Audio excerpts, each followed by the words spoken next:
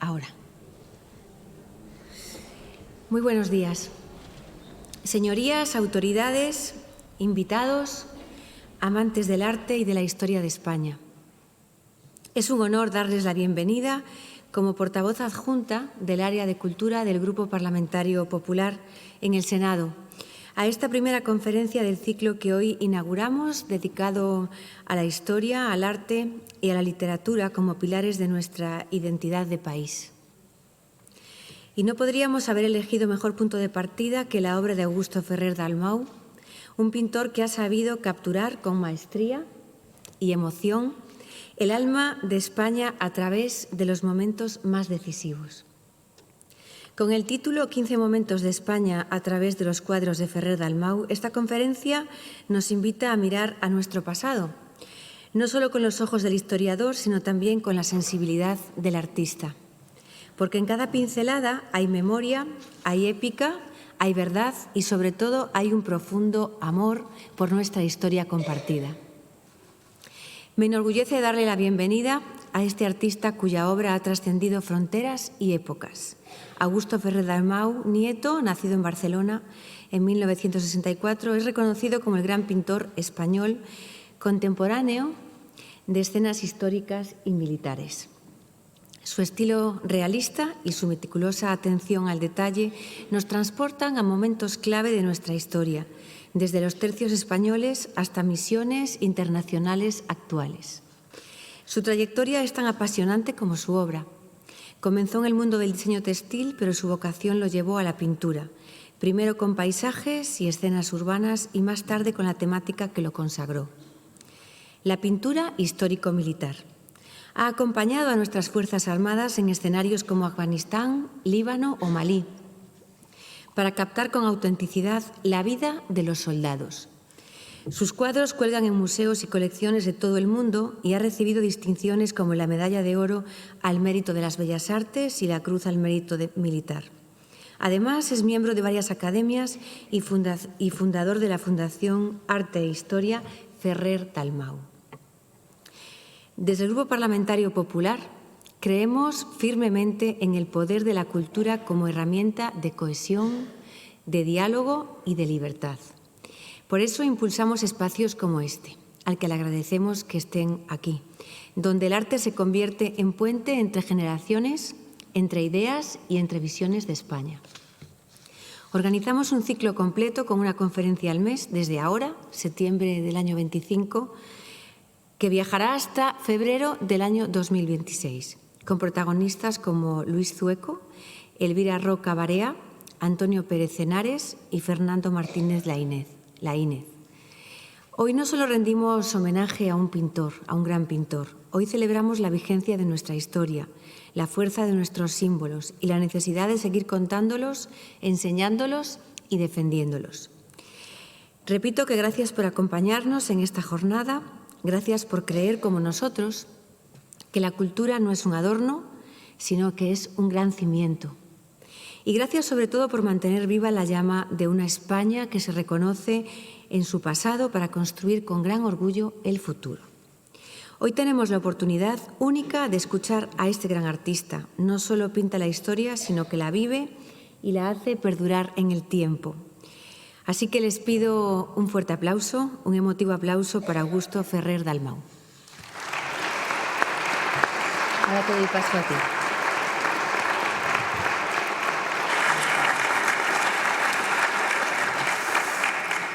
Bueno, y antes de darle paso al protagonista, pues también le voy a dar paso a don Antonio Pérez Henares, que es el presidente de honor de la Asociación de Escritores con la Historia, que antes también mencionaba en mi discurso. Don Antonio tiene la palabra. Gracias. Buenos días. Bueno, pues una vez más estamos acá, ¿no? Este es algunas caras ya me suenan de anteriores conferencias. Empezamos el tercer ciclo y yo primero tengo que agradecerles la acogida impactante que tuvo hace ya tiempo el primero, el que hicimos el año anterior y ahora iniciamos este que acabará ya en el 26, con autores que siempre intentamos que tengan la mayor de las relevancias y que aporten Pues desde la creación literaria, en la mayoría de los casos, al conocimiento de una historia de España que merece la pena que sea conocida, porque así evitaremos la ignorancia, que suele ser la madre del desprecio y la estupidez. A través del conocimiento es la forma exacta de acabar con leyendas negras, incluso también con rosas. La verdad histórica de nuestra nación es tan portentosa que con simplemente darla a conocer en su justa medida, sin necesidad de ni edulcorarla ni satanizarla, pues nos pone en el lugar que la historia de España tiene en el mundo. Yo siempre pienso que podium seguro, y si me pongo así, me vengo arriba, oro. Sí, a ver qué país del mundo, qué nación descubrió un continente en el océano más grande y circunnavegó el mundo. Esto en nada, es una cosita de andar por casa.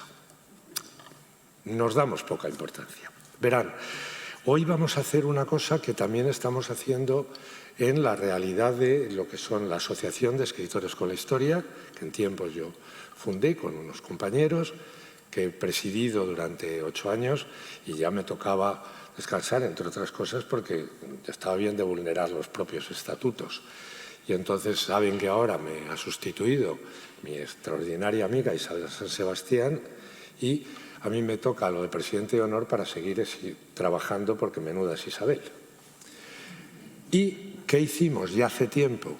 La amistad personal con Augusto, pero también el interés común hizo que, como él había hecho su fundación de Augusto Ferrer Dalmau, dedicada a todas las artes plásticas, y nosotros teníamos la de Escritores con la Historia, pues hemos hecho un maridaje que hoy van a ver su desarrollo, porque se llevan muy bien la pintura y la literatura histórica. Y hoy vamos a hacer aquí lo que hacemos entre nuestras dos asociaciones, que es trabajar juntos en un objetivo común. Hay una cosa que les voy a decir. Es muy gracioso cuando te dicen por ahí que la literatura histórica es un género menor y la pintura histórica un género menor. Hay que ser bobo, porque fíjense, si entonces decimos Tolstoy, guerra y paz, de andar por casa, ¿no? Y ¿cómo se llama este? Un tal Benito Pérez Galdós. Dicen que después de Cervantes, y los episodios nacionales, obras de segunda. Y ahora los grandes de la literatura actual, pues hombre, no creo que desde Arturo, Pérez Reverte, Posteguillo, Juan Eslava Galán, que han venido. Y si hablamos de pintura te salen con lo mismo. Dicen, no, es que el género histórico, ya, claro, todo el mundo sabe que la rendición de Breda de un tal Velázquez es género menor, o el cuadro de Carlos V en Mulver, pues de Tiziano, ¿quién es ese tal Tiziano? Y un tal Goya, de tercera categoría. Quiero decir que de vez en cuando no nos damos cuenta de hasta qué punto se dicen idioteces que se convierten en algo como un axioma. Pues no, yo creo que con esto queda claro el nivel que tiene la pintura histórica, el nivel que tiene la novela histórica. Y sin más, que Augusto, porque aquí hemos venido a dos cosas, a ver los cuadros y que nos lo cuente.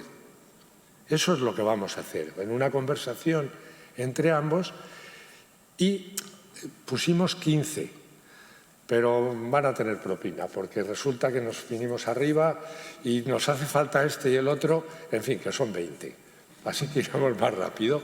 Incluso a algunos les adelanto que no ha visto nadie. Así que, Augusto.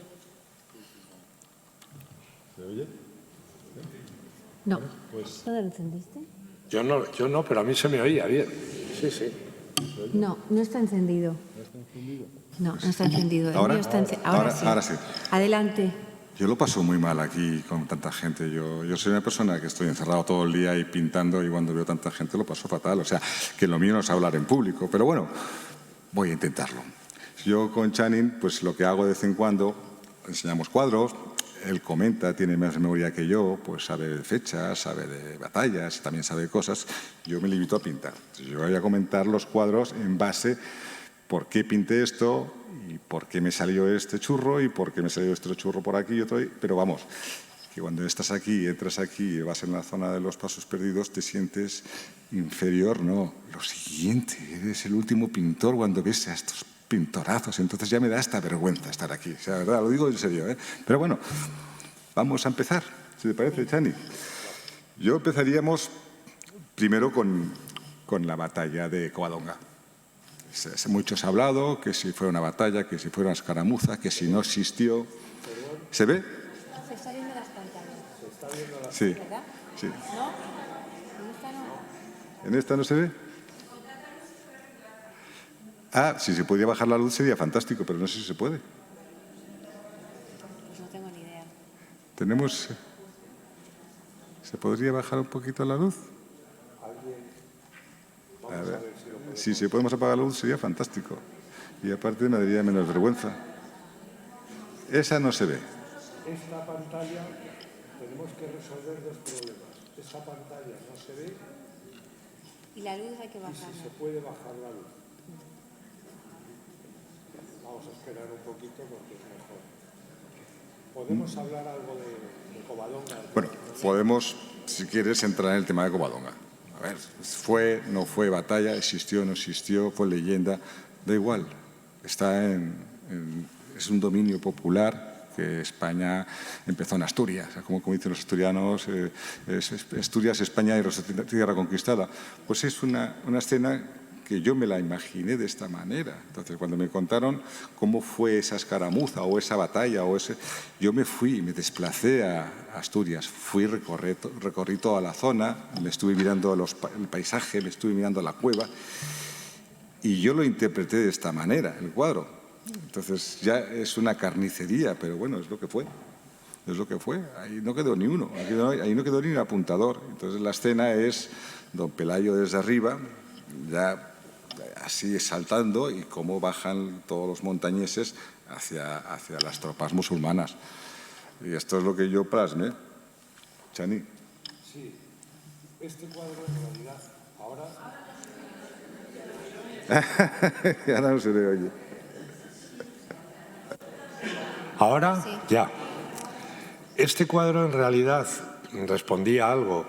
Estamos asistiendo a un negacionismo que es bastante bobo.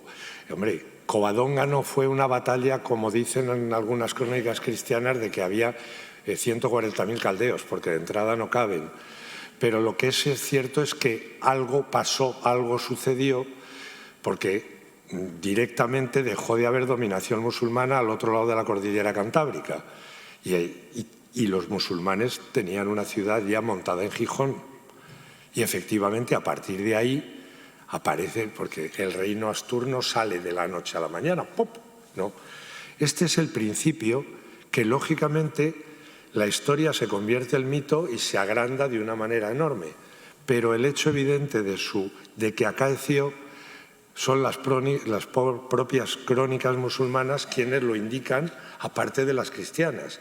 Es que la crónica musulmana dice, claro, minusvalorándolo todo lo que pueden, dice nada, había unos 300 tipos allí con un tal Pelayo y fuimos y vamos, es casi lo teníamos cercado y medio hecho polvo y ya dijimos, oye, esto está muy cansado. Dice, y nos retiramos cuando solo quedaban 30. Esto es decir, no están maduras y me he tenido que retirar y contárselo así al personal que has perdido una primera batalla. O sea, es un hecho evidente. Con esto también la pintura histórica tiene un valor añadido, porque vivimos en un mundo crecientemente audiovisual y visual. Y cuando esto se plasma en un cuadro, parece que el impacto es mayor. Para defender la historia nos gustaría, el elemento máximo que podríamos ya lograr era si a veces nuestros cineastas se les ocurriera algún día trazar algunos elementos como hacen la filmografía de todos los otros países, donde no fuéramos los malos de la película y quedáramos siempre fatal. No me digo yo que fuéramos todos Gary Cooper, pero por lo menos alguna vez empatar. Porque aquí la Armada Española domina los mares durante 350 años y todas las películas que vemos son de unos piratas buenísimos, que era una banda de asesinos y a los que normalmente colgábamos. Covadonga tuvo un impacto enorme y la prueba es que el bueno de Augusto sufrió las iras por pintar Covadonga, ¿no es así? Ahora no se oye. Ahora sí.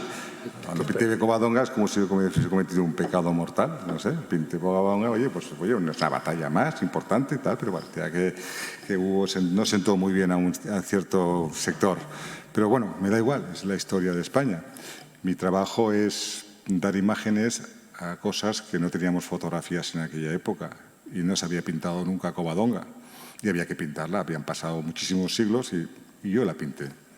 Y ahora, Chani, si quieres, podemos pasar. Yo pasaría ahora a... No, perdón, esta no.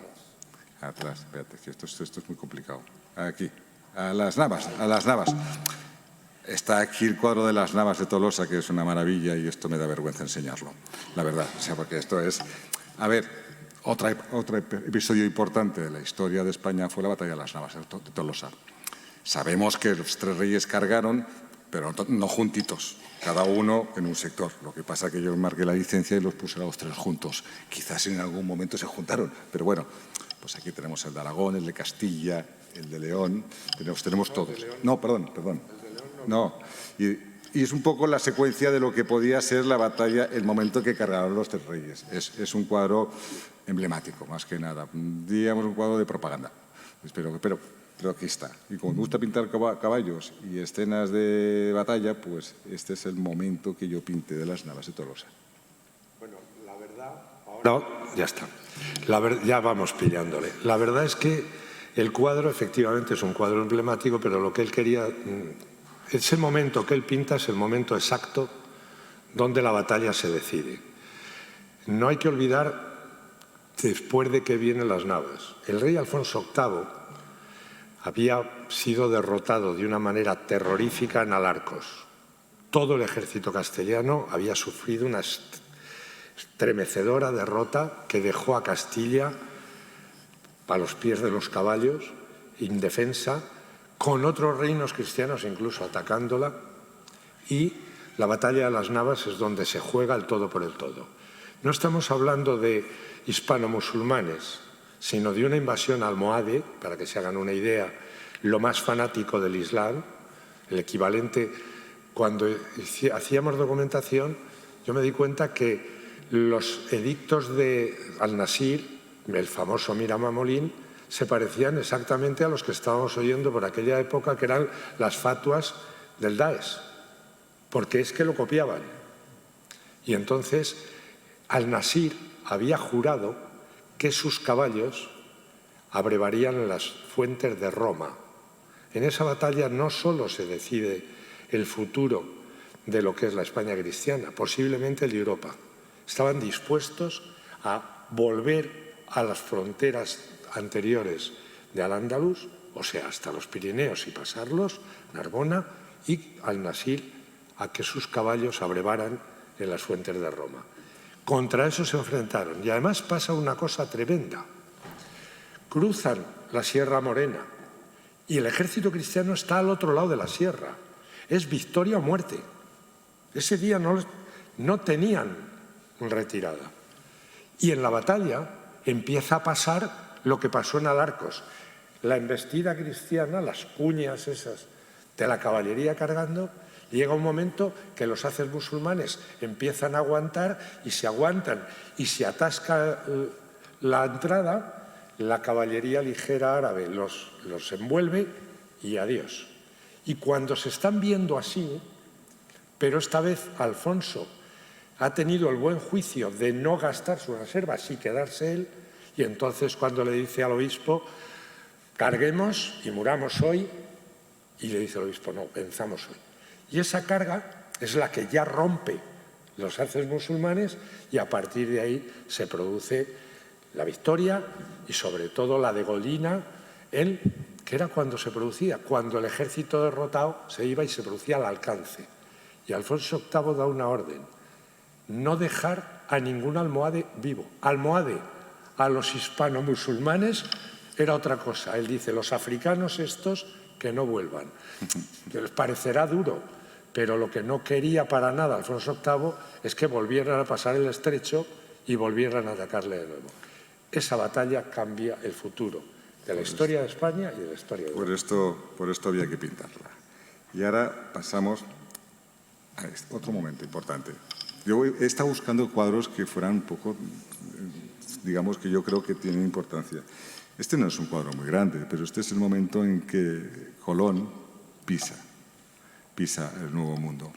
Entonces, se ve la nao de fondo, se ve cómo están los marineros empujando. Me gustó mucho pintar este cuadro porque había una documentación bastante interesante de cómo vestían los marineros y sobre todo cómo podía ser la imagen. Me dijeron, oye, qué postureo, ¿no? El de Colón, así, agarrado al barco y tal.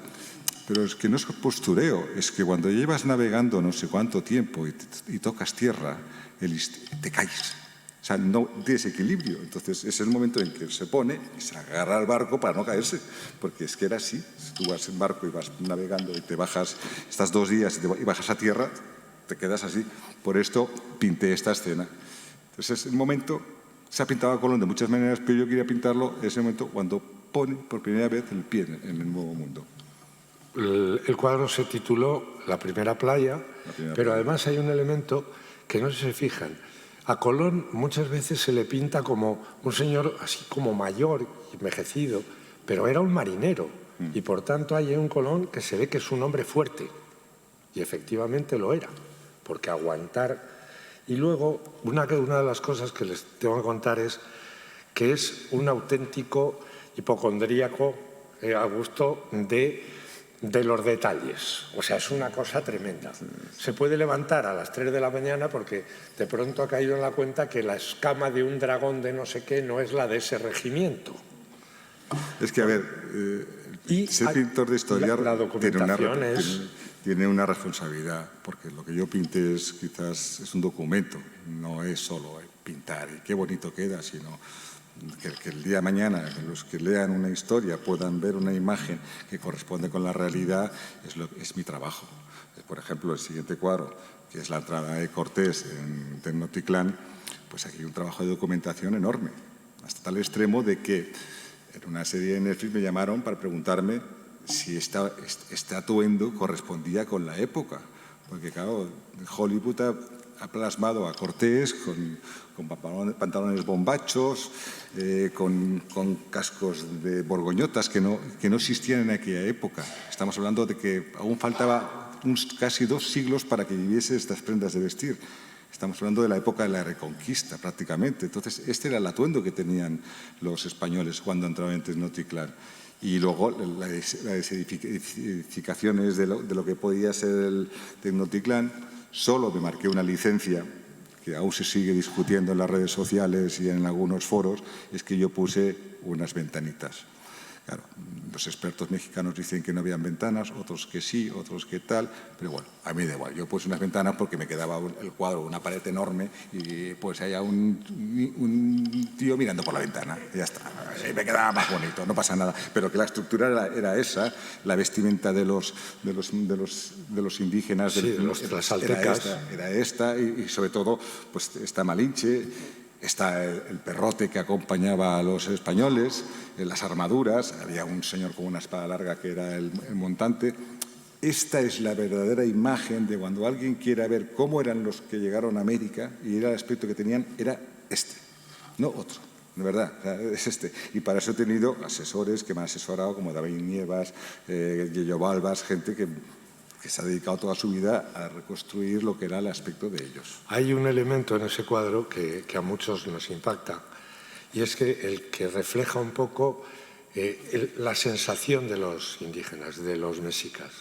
Hay un noble mexica, se nota en ese mundo que también hay esclavos de los mexicas, porque llevan tal, pero hay un noble mexica que se lleva la mano así porque no da crédito a lo que está sucediendo. O sea, están entrando en su imperio tal, y tiene una imagen de sorpresa, porque eso es un elemento de los cuadros de Augusto Ferrer Dalmau importantísimo. mírenlos y se darán cuenta que cada uno de los personajes intenta que refleje y que dé algún tipo de mensaje plástico de lo que es la percepción del cuadro. O sea, que cada personaje tiene su alma particular y personal y tiene una emoción, porque si no, el mundo de la pintura histórica se tiende mucho al cartón piedra, a estar todos embarados. Una de las claves de Augusto es que sus personajes en todos tienen vida propia, tienen una personalidad propia. Bueno, lo intento, no siempre me sale. Este cuadro es muy humilde. Este cuadro está en México, está en el estado de Chiapas. Estaba en un museo y me lo encargaron el gobierno de México. O sea, mucho tal, que sí, anti-españoles, pero está en un museo y les ha encantado. O sea, ahora, este es un cuadro nuevo. Este no lo ha visto nadie. Este lo he pintado hace relativamente poco, ha sido antes de verano. Este a mí me encantó pintarlo, porque este es Pizarro. Este es el momento en que él traza la línea en la playa y dice, ¿quién me sigue? Claro, aquí es el momento en que algunos empiezan a cruzar la línea y hay otros que se lo están pensando y hay otros que cuando veáis el cuadro, que igual lo podéis ver en las redes sociales, quizás mejor, hay algunos que ya agachan la cabeza como diciendo, yo no voy, yo no cruzo esa línea. Llevo 2 años dándome tumbos por toda América, tengo un barco que me va a volver a España. Dice, ¿cómo voy a quedarme yo otra vez aquí? Claro, yo siempre pregunto a la gente cuando ve este cuadro, ¿tú qué hubieses hecho? ¿Hubieses cruzado la línea o no? Habían 100 y pico de españoles, solo cruzaron 13. Un poco la proporción de lo que somos en España los valientes, ¿sabes? Un 13%. Nada más, el resto se fueron todo para casa. Y yo los entiendo, probablemente yo no hubiese cruzado esa línea. Después de 2 años pasando penalidades y con algo de oro, me voy a mi casa. Por eso te digo, este cuadro, yo lo disfruté mucho. Y he puesto a un Pizarro, pues, sí, como estaba. Era de infantería, no llevaba botas, llevaba alpargatas. Ni siquiera eran ya zapatos, eran anudadas con mimbre. Ya estaban todos destrozados. Hay un detalle en la esquina del cuadro que hay una cáscara de tortuga con el humo, porque lo que comían en esa isla era tortugas, era Galápagos, no había nada más. Comían pescado o tortugas. Y están todos ahí, pues eso. Hay algunos que ya están cruzando, que yo creo que fueron los que no tenían a nadie que les esperaba. Probablemente. En este cuadro ha sido motivo de conversación, porque claro, si ustedes van a Trujillo, pues ven allí un señor Pizarro montado a caballo y tal. No. Pizarro nunca fue jinete. Nunca. Pero la gente es que no conoce apenas la historia de Pizarro, solo conoce lo de Perú. La gente no sabe que Pizarro fue el número 2 de Ojeda, por ejemplo. Cuando Santa María, San Sebastián de Urabá, y que fue el que recibió la orden de quemarla. Y que sabe que el segundo, el que iba detrás de Balboa, ¿quién era? Pizarro, era su teniente cuando llegan al Pacífico. Y por cierto, quien luego le detuvo por orden de Pedrarias. Pero es un Pizarro ya mayor, porque ¿no? Era un tipo ya, él era un infante que había combatido fundamentalmente en Italia. Se va para allá y se hace, pues fíjense, con Ojeda, con Balboa, con Pedrarias. Esto ya es la parte última, tiene más de 60 años, por tanto hay que pintarlo ahí. No, y como solemos hacer con nuestros grandes hombres, luego lo matamos. Sí, luego lo matamos, claro, como le pasó a Balboa. Pero ahí aparece el Pizarro más cercano a la realidad histórica que podemos. Hay una anécdota, en la batalla famosa de Cajamarca, a mí me lo contó Bustos, el gran historiador de Pizarro, que Pizarro sí tenía hermanos, y Hernando Pizarro, el manastro, ese sí que iba a caballo. Y el día de Cajamarca salieron de unos galpones que había, eran 160, y a la desesperada, y ¡pum!, al salir se pegó con el galpón aquí y se quedó conmocionado. Y Hernando de Soto, que era el otro gran jinete, hizo una cosa muy divertida, le amargó la existencia a Hernando Pizarro toda la vida, porque le decía siempre, vos Hernando, que os perdisteis la batalla. Hernando de Soto era el grandísimo jinete, pero de Pizarro solo se conoce que montó a caballo si vas a Trujillo. Ahora pasamos a la vuelta al mundo, el Cano. Este cuadro está en el Museo Naval. La razón de pintar este cuadro porque venía el aniversario. Y la verdad, entre nosotros, los portugueses se querían marcar el tanto, con la historia de que si Magallanes, que no sé qué. Pero el que dio la vuelta al mundo fue Elcano. Ese día, y este es el momento en que ya ha muerto Magallanes y Elcano decide, vamos a continuar. Y fue el que terminó de dar la vuelta al mundo. Y había que reivindicar y hacer esa fotografía del momento. Por eso el Museo Naval me encargó este cuadro. Para decir, oye, fue Elcano quien dio la vuelta al mundo. Este es el momento que está en la isla, que uno de los barcos se queda y él decide continuar.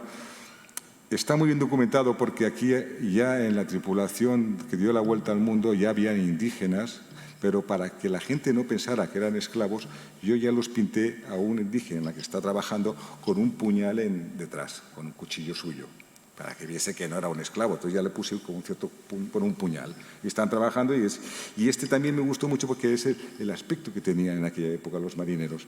Entonces el sayo, el tipo de tal... podía haberlos puesto más sucios, más desastrosos, sí, pero tampoco me apetecía. Hombre, pero eso fue a la llegada a Sevilla, que estaban ya machacados. Pero ahí habían estado descansando. La escena es que Elcano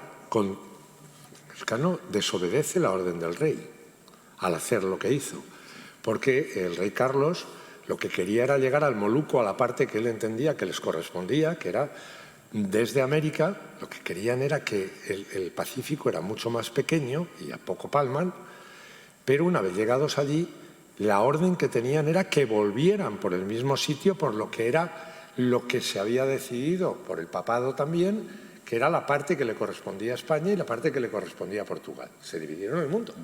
Y entonces tenían que volver desde donde estaban, volver a América, cruzar por donde habían venido, por Magallanes, y volver a Europa. Y eso lo intentó el otro barco. Elcano se va con el Victoria, pero el burgalés, Gómez de Espinosa, y no puede, porque los vientos eran tan malos que no permitían la vuelta. Y se tardó bastante tiempo hasta que un fraile, que antes no había sido fraile, sino que había sido marinero y había estado en el viaje en el que Elcano perdió la vida, la expedición de Loaiza, que hay un segundo viaje, es Urdaneta quien firma en el testamento de Elcano, y es Urdaneta quien llega y desde allí se da cuenta cómo se puede volver. Y la vuelta es subiendo desde Filipinas hasta coger unos vientos que inmediatamente, ¡pum!, te hacían cruzar el Pacífico. Sería el momento del éxito, porque es cuando España ya sabe globalizar. Quiero decir, todas las mercaderías de Asia llegan a América, de América cruzan al Atlántico, los famosos galeones de Manila. Y todo lo que fue la primera globalización, de alguna manera, económica del mundo. Luego, como detalle, añadir que para pintar este cuadro cometí un gran error. Me embarqué en el barco de la María Victoria y me estuve navegando con ellos y no lo he pasado tan mal en mi vida. O sea, dormir en un cascarón allá, con 3 días, fue horrible. Había que ir, meterme dentro, ver cómo era la escena, dónde pinto yo el puente, y estuve 3 días. No subáis nunca en un barco de estos, es una locura. Otro momento. Ya sé que no es un momento importante, pero ya que estamos en Estados Unidos y que si el Colorado, que si Estados Unidos, para arriba, para abajo, oye, este es el momento que los españoles llegamos al Colorado y descubrimos el Colorado. O sea, es que te encuentras en películas en Hollywood que aparece un casco español, que es de un antiguo conquistador. Pues ese es el momento en que llegamos y vemos el Colorado. Es un cuadro muy bonito, pero que me hizo mucha gracia porque en redes sociales, cuando lo puso, muchos americanos de Estados Unidos no le daban crédito al cuadro. Decían, eso no es verdad, eso no es verdad, eso no puede ser. Daban por hecho de que todavía han llegado primero los ingleses, mucho antes. Entonces, y esto es una forma de reivindicar también que ahí también estuvimos. No encontramos oro, no encontramos nada. Nos volvimos. Esa expedición es la expedición de Coronado, sí. Pero ahí pasó una cosa, tanto en esa como la de Hernando de Soto en el Mississippi, ahí había caballos. y también los llevó Soto. Los caballos de Soto, pero sobre todo estos, son el origen de todos los caballos que hay en estos momentos. Sí, porque la expedición llevaba no sé cuántos cientos de caballos. Exacto. Y hubo varias tormentas en las cuales los caballos huyeron, se hicieron estampida, y eso fue el origen del caballo en América. Yo seguí una ruta porque cuando hablamos del cañón del Colorado, vamos a ver, todos los grandes cañones están en Utah, empiezan ahí, van bajando, Horse, etc. Y por una extraña razón los mormones me invitaban a dar una serie de conferencias que yo no sabía exactamente por qué, hasta que por lo visto era para que estudiaran sus chicos de la universidad para luego ir a evangelizar a Hispanoamérica. Y me invitaron a conocer y caminé a pie por esos cañones. Sí que ahora empieza ya a haber una constancia de la importancia hispana allí. Incluso estos estados la están buscando, incluso más que nosotros. En Utah, en Nevada, en Arizona. Y exactamente en lo del Cañón del Colorado se produce ese elemento de esa expedición y hay algo que me impactó. En Canyonland, en Utah, hay un gran parque nacional donde hay una piedra enorme que llaman los indígenas la piedra que cuenta una historia.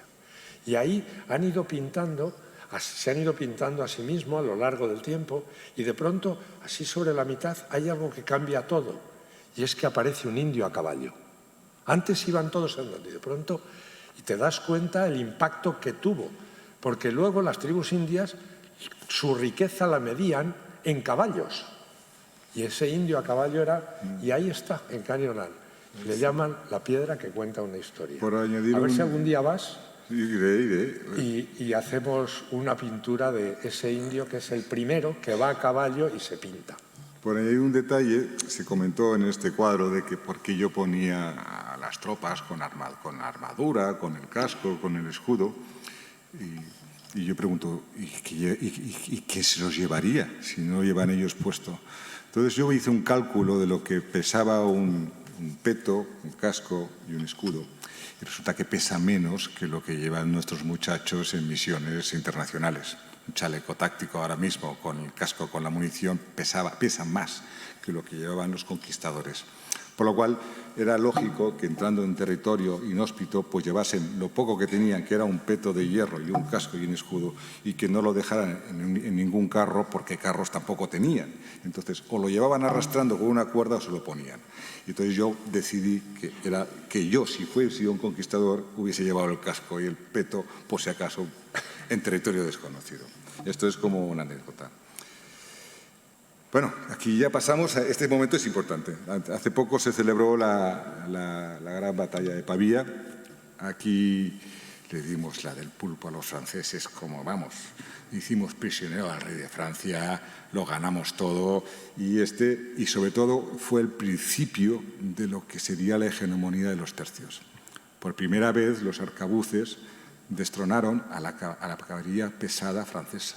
Este es el momento en que la caballería francesa, que eran armaduras muy pesadas, muy duras, eran caballos, lo arrasaban todo. Estamos hablando de cientos de caballos corriendo. No había nadie que pudiera aguantar aquello. Y fue los tercios que usaban por primera vez lo que era la gran descarga de arcabuces, unas bolas de plomo, simplemente un señor a X distancia y todos de golpe. Ahí se acabó la caballería francesa. Ahí empezó lo que es la hegemonía de los tercios. Arcabuces, picas y caballería. Y este es el momento.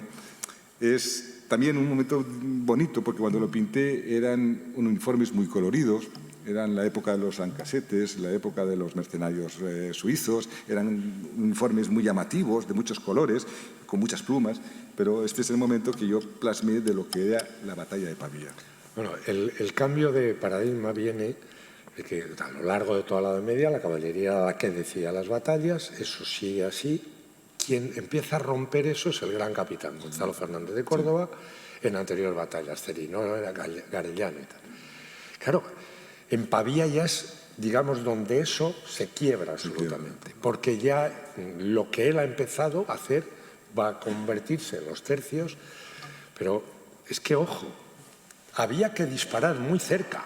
Muy cerca, muy cerca. Y eso significaba que tú estás ahí a pie cuando te está cargando sobre ti una mole de caballos y bueno, claro, la tentación tenía que salir corriendo de allí, sí, claro. Pero eso sí, cuando disparaban a lo mejor a 20 pasos o a 30 pasos, claro, aquello era el destrozo absoluto, claro. Porque esa bola... Y Juan Eslava un día me explicó cómo hacían para que todos dispararan. Vamos a ver, la línea de arcabuces se ponía, había que encender la mecha. Entonces había un tío que encendía la mecha y se le iba pasando a todos. Pim, pim, pim, pim, pim. O sea, ya tenían como una organización, por eso la disciplina en el tercio era lo más esencial. Si no había esa disciplina y el aguantar, estaban perdidos. Lo sabían, pero me hizo gracia porque Juan lo cuenta con esa gracia que él tiene, de cómo, y el tipo ese dice, no, ese tenía la labor, tenía que encenderle la mecha a todos. Era el que les arrimaba la candela. Ahora pasamos ya al epoge de los tercios. Este cuadro es un cuadro que le tengo mucho cariño. Este cuadro es El milagro de Emper. Mucha gente no sabía, antes de que yo pintara este cuadro, de por qué la Inmaculada era la patrona de la infantería española. Pues aquí es el momento. Estamos sitiados, rodeados en una isla. Los barcos contrarios nos están dando cañonazos, nos están masacrando. Es el final, o sea, no hay solución posible, pero vamos a morir luchando. Bueno, pues deciden cavar trincheras y en una de las cavando trincheras encuentran una tabla de madera de la Virgen, porque en aquella época los protestantes, los cristianos las escondían por las guerras protestantes. Entonces deciden, oye, vamos a hacer una procesión hasta esta pequeña ermita que hay ahí y nos vamos a encomendar a Dios. Bueno, pues es el momento que están haciendo esa procesión con la Virgen, están todos destrozados, están muertos, la gente lo está pasando fatal, lleno de barro. Y al día siguiente ocurrió un hecho que jamás en la historia ha pasado. Se congelaron las aguas. Se congelaron las aguas, pero hablaban del tamaño de una lanza de hielo, por lo cual nosotros fuimos a por los barcos a pie y no dejamos a ni uno. Y fue cuando los contrarios dijeron que Dios efectivamente era español. Y entonces, desde entonces, la Virgen, la Inmaculada, es la patrona de la infantería. Y este es el momento de la procesión. Entonces, es un cuadro que para mí es muy importante. El almirante holandés lo tenía todo en la mano. Es que no tenía ninguna posibilidad. No. Simplemente con cañonearlo se los iba a cargar. Ya está. Pero al helarse eso, al amanecer se dio cuenta que tal. Y cargaron pues con una furia tremenda. Imagínate. Y todo eso. Yo debo ser español, por cierto. Esa frase, el año pasado, nosotros estamos colaborando con Puy de Fou muchísimo, se hizo un concurso de relatos, también otro de pintura, y en el de relatos ganó precisamente un relato que se titulaba Dios debe ser español. Y utilizamos luego el cuadro de Augusto para la portada del libro de los 12 finalistas. Dentro de poco les anunciaremos, porque se presentaron 1.183 relatos. Para que no interese la historia de España, tela. Fue el récord absoluto. Entonces, digamos que esta fue la época dorada nuestra. Ya se congelan las aguas y ganamos a los enemigos. Ya dije, pues ya estuvimos unos cuantos siglos pues ganándolo todo. Este cuadro ya es muy conocido, que es la derrota de Récora o la batalla de Récora. Este ya fue el comienzo del declive de nuestro imperio. Aquí fue la primera derrota que tuvimos los españoles. Estábamos combatiendo. Ya el único cuadro que quedaba era el cuadro español, porque los demás habían sido ya masacrados. Y efectivamente no concebían en su imaginación rendirse. O sea, para un español rendirse no existía esa imagen. Muero, aquí me muero y aquí mato a todo el mundo y moriré. Pero claro, fue tal la resistencia española en ese grupo de españoles que quedaban que los franceses dijeron, oye, esto se nos está alargando. Sí, les estaba costando cada carga 10 por 1. Claro, 10 por 1 y sabían que venían refuerzos a 2 días de camino. Y todo cuando le dijeron a los españoles, oye, ¿y si os dejamos marchar con las banderas y con las armas y lo dejamos en paz? Y los españoles dijeron, pues bueno, no vamos, ¿sabes? Pero se marcharon con sus lanzas, con sus banderas, pero no dejó de ser una derrota, la primera gran derrota que recibimos, y ya pues... Abandonaron el campo. Dejaron el campo. Y por eso se considera una derrota. De hecho, es que el único cuadro que quedaba ya era el español. El cardenal Infante había ya no rendido, sino que también había dejado el campo. Pero en el imaginario quedó que no había quedado nadie del cuadro de Rocroi. No. Salieron con sus banderas y con sus armas porque el general francés, Vendôme, dijo, vamos a ver, ¿qué adelanto ya con eso si estoy perdiendo 10 de cada uno? Pues no me interesa y que se vaya. No se alienta. Y ahora hacemos un salto en la historia. Ahora ya nos vamos, seguimos en América, pero ahora es reivindicar la aportación de España a la Revolución Americana. Ya estoy hasta las narices que en España, en las películas americanas, solo hablan de los franceses, de los ingleses, y nunca nos dicen que nosotros participamos en la Revolución Americana. Probablemente aportamos muchísimo más que los franceses, pero bueno, a nosotros nos sacan. Este es el momento en que Galvez, que tiene el nombre de una ciudad americana, Galveston, decidió dar la vuelta por detrás para tomar Baton Rouge. Y la única forma de tomar Baton Rouge y que no fuera de frente era atravesar el Mississippi. O sea, casi nada. En aquella época atravesar el Mississippi entre caimanes, enfermedades, mosquitos. Y todos los Everglades. Barro, agua. Era una proeza. No existían, no tenían imaginación los ingleses para sospechar que podía haber algún loco que se le ocurriese pasar por el Mississippi. Pues nosotros lo hicimos. Y este cuadro es bonito porque aquí nosotros teníamos, nuestras tropas habían negros libres, nosotros teníamos hombres de color libres que combatían con nosotros, nos acompañaron colonos y nos acompañaron indios, por lo cual teníamos una tropa multirracial. Y este es el momento en que atravesamos los pantanos, fuimos por detrás y le dimos la del pulpo a los ingleses en Baton Rouge, que luego ya vinimos y ya tomamos Pensacola. Pero quería pintar esta escena sobre todo porque es la mezcla entre diferentes etnias que eran todos colaboradores nuestros y que eran seres libres. Hay esa contribución.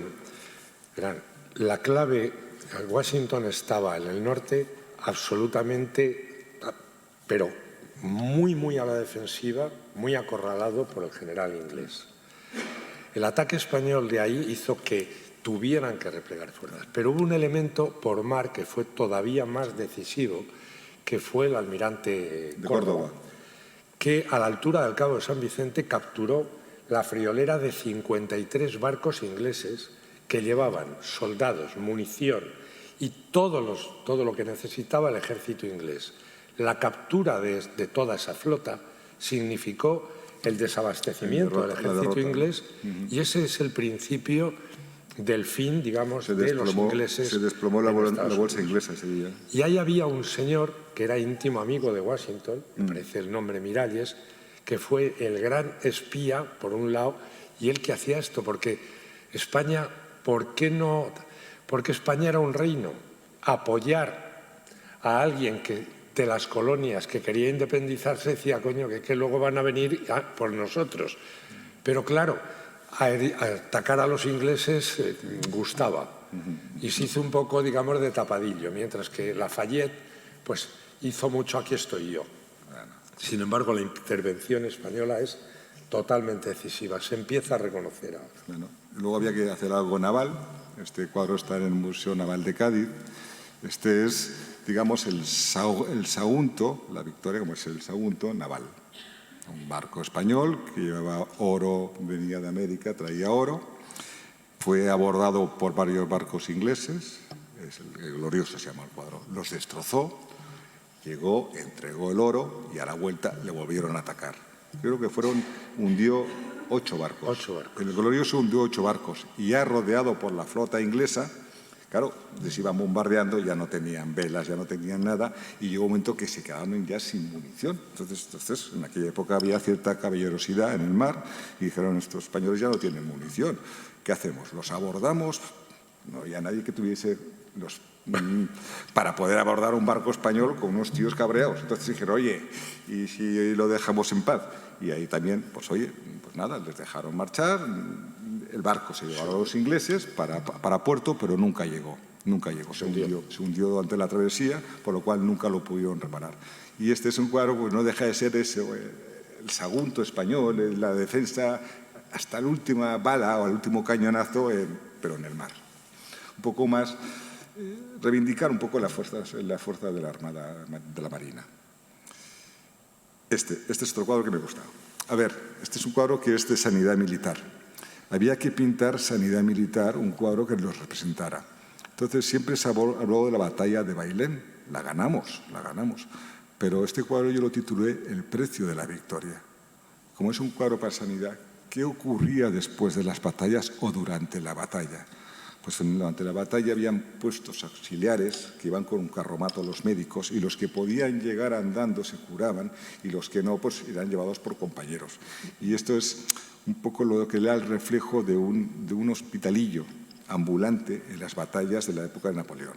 Entonces, por esto lo titulamos El precio de la victoria. Y este cuadro está en Sanidad Militar, en el Museo de Sanidad Militar. También me gustó la idea de, bueno, claro, se cortaba, se amputaba, ahí mismo lo que se hacía, la gente moría como morían. Aquí las mujeres tuvieron un protagonismo importante en Bailén, por esto están allá ayudando a los médicos. Y el detalle de dos prisioneros franceses que están llevando a un herido español, y detrás el compañero está apuntando a los franceses, que es un coracero francés y otro francés, oye, venga, llevarlo para allá, para el botiquín. También tuvo cierta polémica porque decían que era muy sanguinario y tal. Yo creo que fui bastante moderado, porque debía ser mucho peor de lo que yo pinté. Pero bueno, sí que me documenté mucho. Era este tipo de carromato, era este tipo de puestecillo que tenían, que lo iban moviendo según como fuera la batalla. O sea que... Se está descubriendo, fíjense, vuelve atrás, en las Navas parece que se ha descubierto el sitio, sí, digamos, el lugar de la sangre, que era donde llevaron también, porque hasta en la victoria más aplastante siempre hay muertos en tu lado, claro. Siempre. Claro, pues eso siempre hay, algunos no pueden celebrar la victoria porque están muertos. Claro, a mí me gusta este cuadro por esto, es la parte detrás de la victoria. Bueno, y aquí llevamos allá a final de la Guerra de Independencia, de la batalla de San Marcial. Aquí ya los franceses ya no los masacramos. Estos los montes de San Marcial, aquí ya nos juntamos diferentes. Ya los españoles ya tenían armamento, equipo, ya venía de los ingleses. Aquí fue cuando Wellington dijo que el mejor soldado era el español, porque aquí habían gallegos, habían leoneses, habían asturianos, habían vascos, estaban todas las tropas del norte combatiendo. Y es una escena, pues bueno, que había que pintar, la batalla de San Marcial, yo creo la última gran victoria. Hay un elemento dentro de la Guerra de la Independencia que siempre lo he estado estudiando en los últimos tiempos y me duele muchísimo, y es el mayor expolio que ha tenido España a lo largo de toda la historia es el expolio francés. O sea, se llevaron todo, saquearon todo, todas nuestras obras de arte que pudieron pillar, etcétera. Y incluso fundiendo estatuas si tenían oro, tenían plata, etcétera. Soult, que era la rapiña absoluta, solo vencido por Pepe Botella, que se llevaba 200 carros con todo el arte que había. Fueron alcanzados y Wellington los alcanzó. Y los grandes cuadros se los llevó Wellington a Inglaterra, pero Wellington demostró ser un auténtico señor siempre. Y le escribe al rey que primero había traicionado a España yéndose con Napoleón y luego colocamos aquí al infame Fernando VII, le escribe diciendo: Majestad, tengo todos estos cuadros que capturamos al ejército francés en retirada, ¿cómo hago para devolverlos? ¿Sabe lo que contestó Fernando VII? Quédeselos. Y por eso cuadros como la Venus del Espejo de Velázquez, etcétera, están en la National Gallery. Porque encima de haberle restaurado en el trono, despreció hasta los cuadros más importantes de ahí. De vez en cuando hay cosas que en la historia duelen. He ampliado un detalle del cuadro. Aquí es el detalle de un tambor. El niño. En aquella época los tambores y los pífanos eran niños, iban a la guerra también. Entonces yo no quiero dejar pasar la escena de un tambor, que era un tío que era de 12, 13 años, 12, 13. Pues con un disparo en el tambor y una muerte así. Había que plasmar, ya sé que es duro, hubo gente que me censuró, pero ¿por qué pintas estas cosas? Porque es así, y así ocurría. Morían soldados, pero también morían los tambores y los pífanos que iban con las trompas, que morían en la batalla. Pero bueno, así son las cosas. ¿Qué vamos a hacer? A ver si consigo saber cómo he hecho esto para pasar ahora. Vale, aquí vamos. Pues esto no podía faltar. No podía faltar. Claro, ¿saben por qué, no? Es un carlistón. Mi familia es carlistona desde la primera guerra carlista. Hemos estado 3 guerras, hemos perdido las 3 guerras. Pero voy a decirte, pero esto es el maestrazgo. Durante casi más de un siglo, casi más de medio siglo, hubo una guerra civil, los carlistas y los liberales, y se masacró España. Este es General Cabrera, en el maestrazgo, en Morella de Fondo, y es un poco la escena de lo que podían ser las tropas de carlistas en aquella época. Han dicho que eran guerras románticas, no lo fueron. Fueron probablemente la primera guerra carlista, la más sangrienta de la historia de Europa. Así decían los cronistas ingleses, porque no se hacían prisioneros. O sea, y ni siquiera se les disparaba a los prisioneros, se les mataba con piedras para no gastar munición. Y fue una barbaridad la primera guerra carlista. Y esto, bueno, forma parte de nuestra forma de ser. Somos así. Si no tenemos a quien matar, pues lo matamos entre nosotros. El general Cabrera es el general más importante, el tigre del maestrazgo le llamaban, y la verdad es que era un combatiente extraordinario.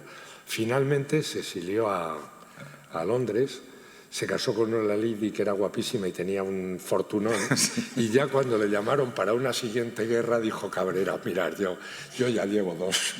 Y desde entonces ya que estoy aquí muy tranquilo. Entonces es el gran traidor. Yo desde entonces he admirado el buen sentido de Cabrera. Sí. Vale, este cuadro es nuevo. Este es el general Prim, en la batalla de Castillejos. Lo que yo leyendo, y como iba a pintar un cuadro para la Guardia Civil, descubrimos que la Guardia Civil, esta es la primera misión internacional de la Guardia Civil. La Guardia Civil era la escolta del general Prim. Por esto este cuadro, cuando el general Prim está viendo que se está perdiendo la batalla y dice, voy a cargar por delante contra los moros, y dijo, no me dejaréis solo. Entonces él cogió la bandera y tiró para adelante con el caballo. Los que le escoltaban eran guardias civiles, era la escolta del general Prim. Este cuadro va a ir al Museo de la Guardia Civil que estamos ya pergeñando, va a presidirlo, porque es la primera misión internacional. De los escoltas de Guardia Civil, creo que murieron 2, 3 o 4 heridos y en general escoltado por ellos. Por este cuadro tiene importancia. O sea, este es otro de los que les decía que no son conocidos y que tienen el privilegio de poderlos ver.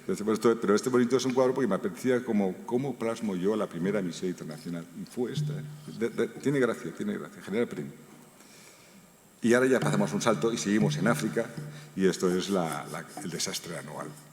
Fue un gran desastre, fue una gran derrota, fue una barbaridad, pero hubieron actos heroicos dentro de la derrota. Y este es cuando la carga del río Igán, la carga del regimiento Alcántara, que para ayudar a los que huían, cargó hasta 7 veces contra los musulmanes, contra los moros, contra los marroquíes o los insurrectos.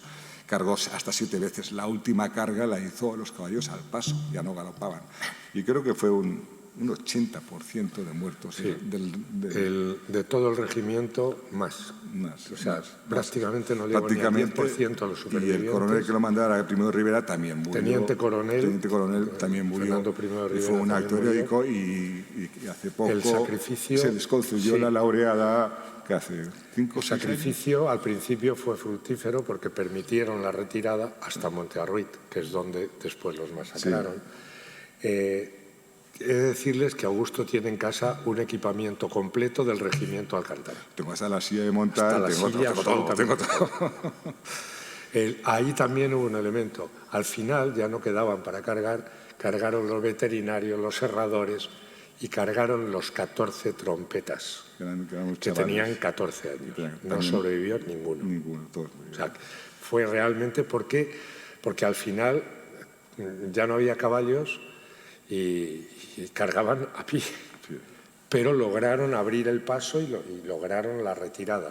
Luego, tristemente, Montearruiz sería el desastre. Este también ocurrió un desastre anual, pero este es un homenaje al cuerpo de intendencia. Siempre hemos imaginado que el cuerpo de intendencia del ejército eran los que estaban en retaguardia, que pagaban, que traían el pan, la comidita y todo eso. No. Aquí el regimiento de intendencia se la jugó, porque esta era la posición que estaba sitiada, donde realmente la única forma de traer agua era con mulas. Y entonces traían el agua con mulas mientras les iban disparando alrededor. Entonces, claro, no había manera de traer agua. Y esta es la última intento de conseguir traer agua. De todas las mulas que llegaron, solo que yo creo que entraron 2. El resto de los ingenieros, de los intendentes murieron. Este cuadro se titula Sangre por agua. Este es un cuadro que realmente es impresionante. Yo no disfruté. Lo pasé mal pintando este cuadro porque realmente me puse en el lugar de esta gente, con el calor, subiendo una cuesta. Pero el problema no era ese, el problema es que la posición estaba cercada con alambrada y solo había un paso. Y claro, todas las mulas se concentraban en ese hueco y aquí es el momento que están pasando por el trozo donde no hay alambrada y estaban batidos por el fuego de los moros. ¡Pam, pam, pam! Cómo caían las mulas. Entonces, solo consiguieron pasar 2 mulas con agua. El resto de la posición estuvo bebiendo tinta, sus orines, hasta que llegó un momento que dijeron, oye, maricón el último, y se largaron como pudieron. Creo que de la posición de Montearruiz solo regresaron, no, Igueriben, la posición de Igueriben solo regresaron vivos 10 o 12. O sea, fue una pasada. Aquí ya reconquistamos, seguimos con África, este es el bloqueo de la muerte. Hace poco celebramos el 105 aniversario de la Legión.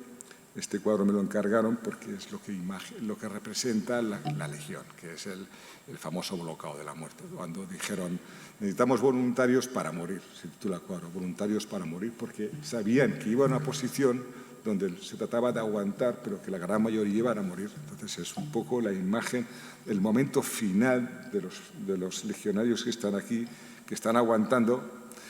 Este cuadro, para pintarlo, como la acción fue nocturna, tuve que jugar con el factor de, sabemos que habían entoldados en las posiciones españolas, sabíamos que los moros tenían cañones, pues yo en una de estas imaginé, bueno, pues oye, se incendió el entoldado y esto me sirvió para iluminar el cuadro y si pudiese ver de noche.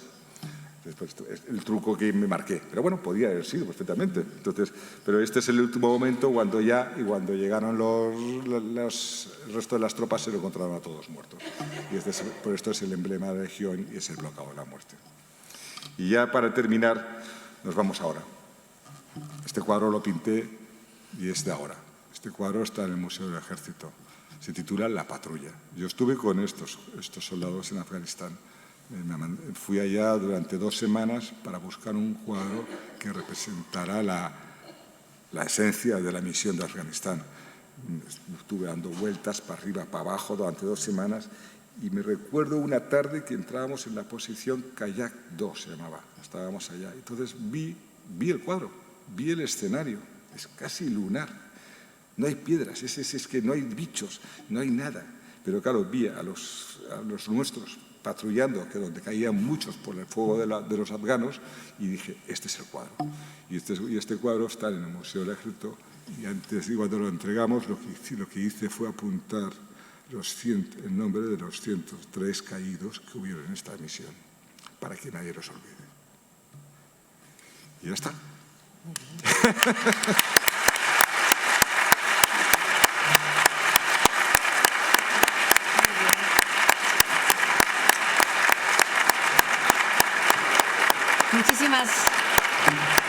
Muchísimas gracias. Muchísimas gracias. Voy a darles un turno de palabra. ¿Quién quiere hacer alguna pregunta? Sí. ¿Pregunta? ¿Algún comentario? ¿Alguna cuestión que se le pueda dirigir pues tanto a don Antonio como a don Augusto? Sí, allí, esta señora.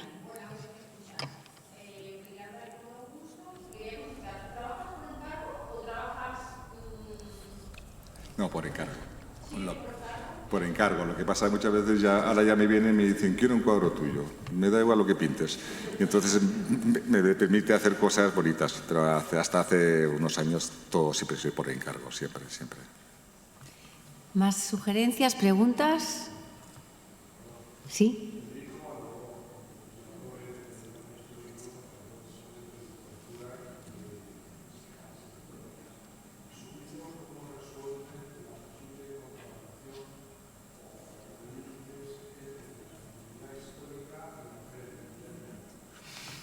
Bueno, en la Asociación de Escritores con la Historia más o menos hay un consenso en lo siguiente. Lógicamente, si tú estás haciendo novela, puedes tener, y se hace, unos personajes imaginarios de ficción que incrustas en lo que es la narrativa de la novela. Pero hay un elemento que se considera que no debemos nunca tergiversar. Los que son hechos totalmente demostrados de la historia no se pueden tergiversar por eso. Vamos a ver, por decirlo muy burdamente, aunque suele decir Juan Eslava, dice, hombre, yo sé que hay muchos que les gustaría que la batalla de las Navas lo hubieran ganado los moros, pero la ganaron los cristianos. Entonces tú lo que no puedes hacer es entrar en estas mistificaciones históricas que en un momento determinado ya contradicen absolutamente a... ¿Que luego te puedes tomar licencias? Pues sí. E incluso, si lo adviertes, pues lógicamente licencias literarias, pero lo esencial es que los personajes de ficción se puede. Pero hay otro elemento. No puedes caer, y esto se cae sistemáticamente, en el presentismo. Quiero decirte que también nosotros creemos que es importante que en una época determinada tú estés escribiendo con los valores y el código y el doctrinario de esa época y no pretender aplicarle a esa gente el doctrinario del siglo XXI, que es lo que se está haciendo sistemáticamente. O sea, y nosotros ahí lo atacamos. ¿Por qué? Tú no puedes hacer que un personaje de la Edad Media se comporte como una señora de la escuela no sé qué de Chicago. Pues no, porque no está ahí. Eso que está sucediendo de manera sistemática es verdaderamente aterrador porque está corrompiendo la historia. Y es un intento de cambiar la historia con el relato y cambiar, pero ya no la actualidad, sino cambiar, pues no sé, cualquier día de estos van a aplicarle la cosa de género a los neandertales. Sí, es que es así. Y esto es verdaderamente penoso y es una batalla que libramos de manera sistemática los miembros de ahí y con toda claridad ya. Porque sí les voy a decir una cosa. La respuesta es cada vez más fuerte, más contundente y hay además razones y bases y es una batalla que se está dando y les doy un dato. El 28% de los libros de ficción que se lean actualmente en España es novela histórica. O sea, que no es un elemento de un fenómeno. ¿Por qué? Yo creo que la sensación que tiene el pueblo español es que de alguna manera les están hurtando su propia historia y entonces entramos en una espiral ya de insultar a nuestros propios abuelos. Y eso está dando lugar a una corriente que a través de la novela histórica busca el reencuentro ahí. Y a mí me parece muy bien. Si la novela es una ventana para esa aproximación a la historia, bienvenido sea. Pero como decimos, los hechos son sagrados y es mejor no saltártelos. Muchas gracias. ¿Más preguntas? ¿Sí? Un próximo. Ahora, en breve, si todo sale bien, que ya está a punto de terminarse, en enero presentamos un cuadro que va a ir al Museo de Texas, en San Antonio, que es la presencia de España en el Álamo. Es un cuadro muy bonito, yo creo que es el cuadro más grande que he pintado nunca. Es una expedición, os adelanto el cuadro, es una expedición que hicimos los españoles en Texas para llevar carne y comida a los americanos. Más de 6.000 cabezas de ganado llevamos. Nos atacaron los comanches, tuvimos un tifón, atravesamos el Mississippi, pero conseguimos traer las vacas para alimentar a las tropas españolas que estaban en... Y este es el momento, pues es un western. Y sobre todo reivindicar a los cowboys, porque éramos nosotros los primeros cowboys. Entonces son cuadros a caballo, con nuestros sombreros, o sea que va a tener mucha movida. Se presentará en España con los actos de la Revolución Americana, pero luego ya al día siguiente viajará al Museo de Texas, a San Antonio.